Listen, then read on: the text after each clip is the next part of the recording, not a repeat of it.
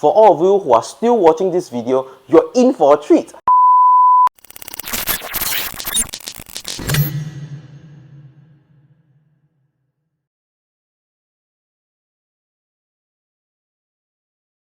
I'm Junping. Today we're going to talk about the 5 steps of selling a HDB flat.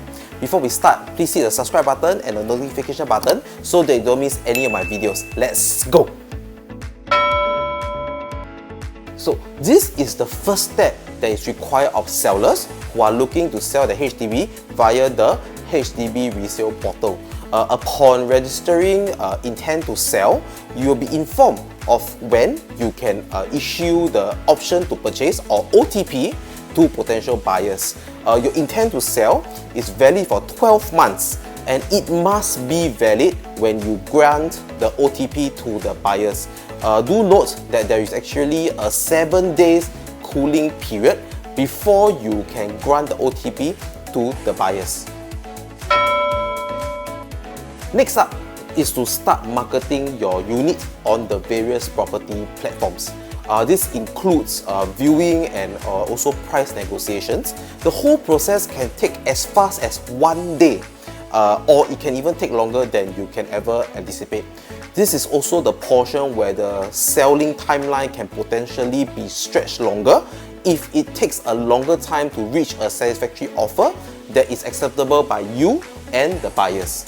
Once the offer is accepted, the buyers will pay $1,000 as the option fee. Upon accepting the offer, the OTP will be granted to the buyers to request for valuation to be done, and the buyers will have to exercise the option within 21 calendar days. Once the option is actually being exercised, you can actually start to look for your next property. Also, once buyers decide to exercise, they will pay $4,000 as the exercise fee. Upon a successful offer and acceptance of the OTP, both sellers and buyers will submit the resale submission to HDB via the HDB resale portal. Either you or the buyers can submit the resale application first. After the first portion is being submitted, the second party must submit their portion within 7 calendar days. If not, the application will lapse and both parties will have to restart the entire application process. After the submission is done, HDB will prepare the necessary documents for endorsement for the both parties. The last step is to attend the HDB completion appointment. Both parties are required to attend the completion in about 8 weeks from the date of the HDB's acceptance of the resale application.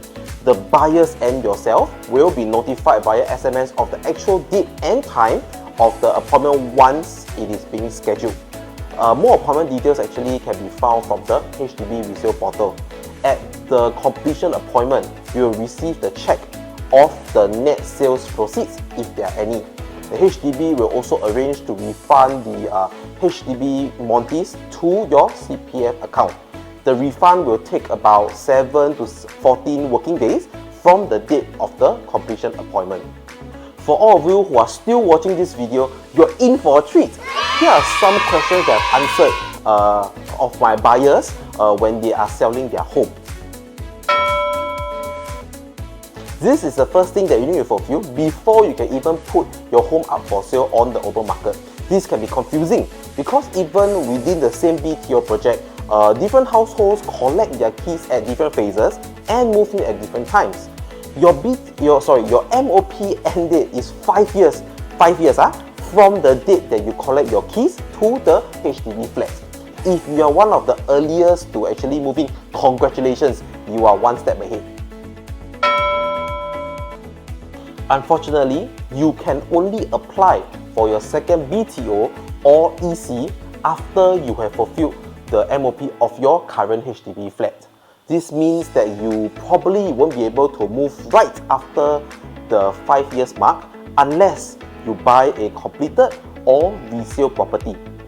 If you are eyeing a new BTO or EC, the outline of the timeline will more than likely look like this. First, you have to stay 5 years in your first BTO to fulfill the MOP. Then you will apply for the second BTO or EC. And you continue to stay in your current BTO until the new property is ready for sale. And once it's available, you move into the unit and you sell your existing flat. Yes, you can. However, there will be certain limitations to the loan and the cash layout will potentially be increased for your private property purchase.